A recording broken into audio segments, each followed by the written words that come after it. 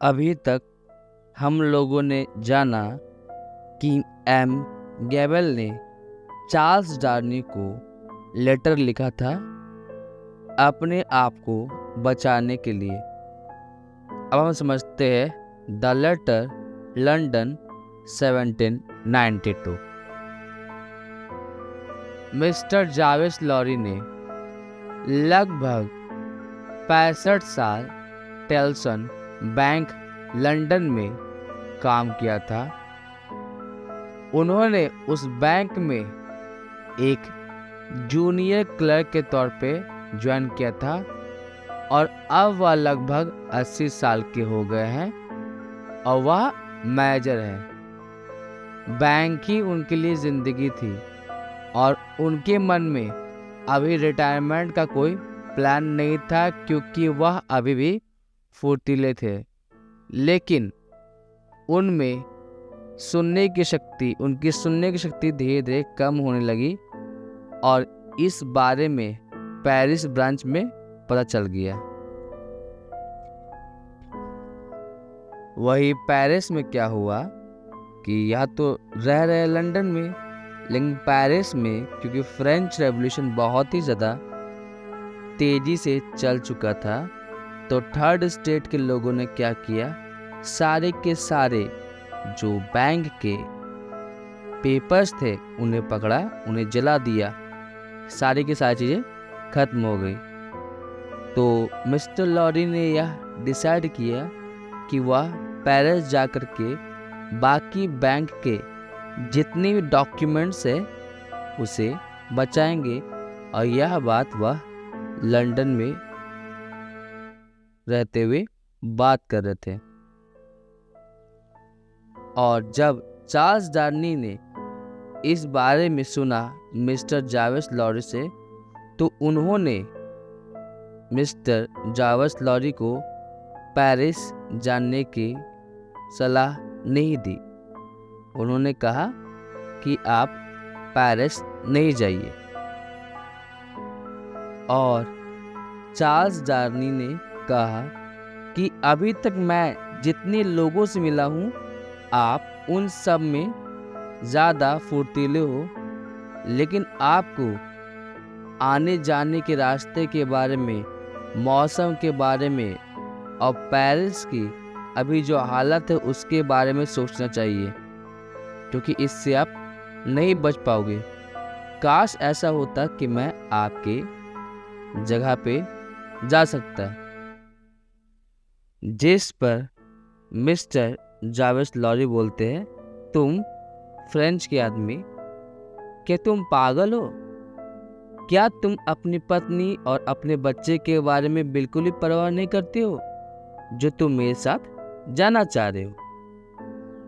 और फिर उसके बाद मिस्टर लॉरी ने चार्ल्स जाने की बातें ना सुनते हुए वहां से जाने का फैसला किया।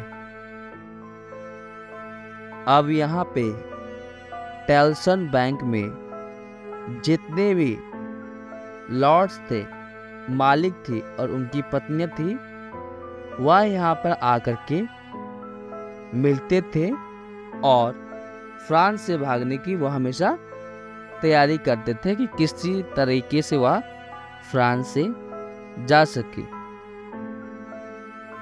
और यह टेल्सन बैंक वहाँ से उनके भागने का एक जरिया था।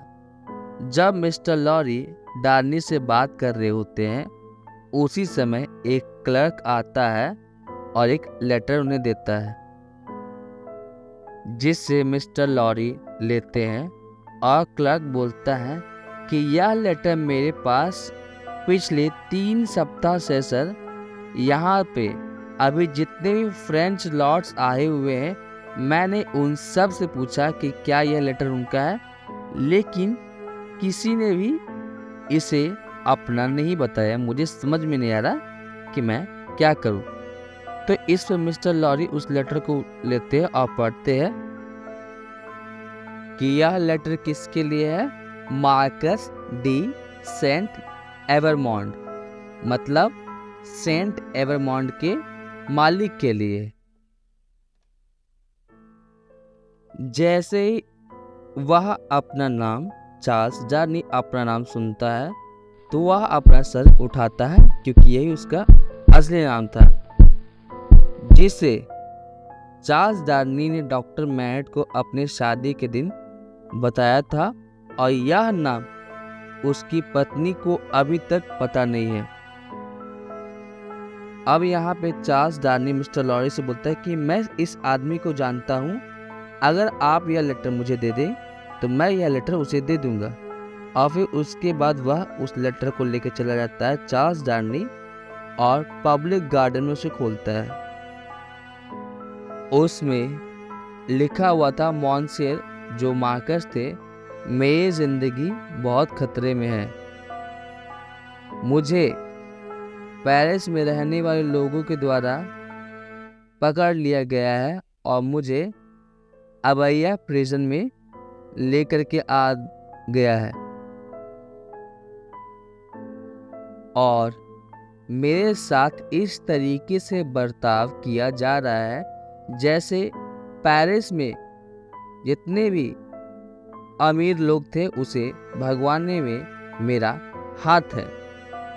मैंने उनसे इस बात में कहा है कि मैं उन लोगों को कभी भी नुकसान पहुंचाने की कोशिश मैंने नहीं की और ना कभी करूंगा। मैंने उनसे टैक्स भी नहीं लिया, रेंट भी नहीं लिया, ऊपर से मैंने उन्हें खाना दिया, फ्यूल दिया, जिसके कारण उनकी ज़िंदगी बेहतर हो सके। लेकिन उन लोगों ने मेरी बात बिल्कुल भी नहीं सुनी, और मुझे तो ऐसा वो लग रहा है, ऐसा मेरे साथ वो लोग बर्ताव कर रहे हैं जैसे मैं कहीं और का हूँ। और इसके आगे गैबल के लेटर में लिखा होता है कि मैं रात को बहुत रोता हूँ, मुझे समझ में नहीं आ रहा कि मैं क्या करूँ, आप कृपया आकर के मेरी मदद करें। मेरी बस गलती इतनी कि मैंने आपके सारे के सारे काम को बहुत अच्छे से रखा।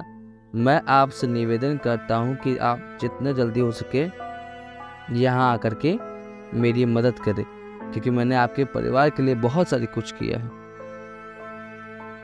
जिस जगह में मैं रह रहा हूँ वहाँ पे हमेशा मौत का साया हुआ रहता है, और मुझे लगता है कि पता नहीं किस पल वह मौत मेरे सिर पे आएगी। मैं ये लेटर आपके लिए भेज रहा हूँ, जो मार्कस से कृपया करके मेरी जान बचाइए। आपका गैबल। अब इस तरीके के निवेदन को भला कौन ही मना कर सकता था। अब डार्नी को पता चला यह उसकी जिम्मेदारी है, तो उसने सोचा कि वह पेरिस जाकर के एम गैबल को बचाएगा। उसे इस बात की उम्मीद थी कि शायद कोई एक ऐसा व्यक्ति हो जो उसे समझ पाए कि वह उनका दोस्त है और दुश्मन नहीं है। वह दोपहर में बैंक वापस जाता है और मिस्टर लॉरी से बोलता है कि जिसका वह लेटर था मैंने उसे दे दिया है, और जैसा कि आज आप पेरिस जा रहे हो, क्या आप इस लेटर का आंसर लेके जाओगे? जिस पे मिस्टर लॉरी बोलते हैं किसे दे देना लेटर? तो इस पे डार्नी बोलता है एम गैबल को देना है, जो कि एक कैदी है एबे प्रिजन का। उसे बस जा करके इतना बता दीजिएगा कि लेटर जिसे मिलना था मिल चुका है, अब वह ज़रूर आएगा। अब वही चार्ल्स डार्नी इतना बोलने के बाद वापस अपने सोहो घर में जाता है, और उसका दिल बहुत ज़्यादा भारी होता। उसने जो प्लान किया था पेरिस जाने का, इस बारे में उसने अपनी पत्नी को नहीं बताया है, क्योंकि उसे इस बात की जानकारी है कि अगर उसने अपनी पत्नी को यह बात बता दी तो वह उसकी चिंता करेगी। और इस बारे में ना ही उन्होंने डॉक्टर मैरेट जो कि उसके ससुर हैं और लूसी जो कि उसकी बेटी है उसको बताया। वही दूसरी ओर जब चार्ल्स डार्नी अपनी पत्नी के साथ खिड़की के पास शाम के समय बैठ करके बात कर रहे होते हैं रोज़मर्रा के बारे में, तो उन्हें कदमों की आवाज़ सुनाई दे रही होती है। ऐसा लग रहा था कि वह कदमों की आवाज़ बहुत ही ज़्यादा खतरनाक है, जो पेरिस में रह रहे हैं और जिनसे वह मिलने के लिए जा रहा है। और शायद यह वही समय था जब सिडनी कार्टर ने बोला था बहुत समय पहले कि बहुत सारे लोग हमारी ज़िंदगी में आने वाले। अगली सुबह वह चुपके से छुप छुपा करके एक बॉक्स में कपड़े लेता है और 2 लेटर लिखता है, जिसमें से एक लेटर अपनी पत्नी लूसी के लिए और दूसरा लेटर डॉक्टर मैनेट के लिए लिखता है, जिसमें उसने इस कारण को बताया था कि वह पेरिस आखिर जा रहा है तो क्यों जा रहा है।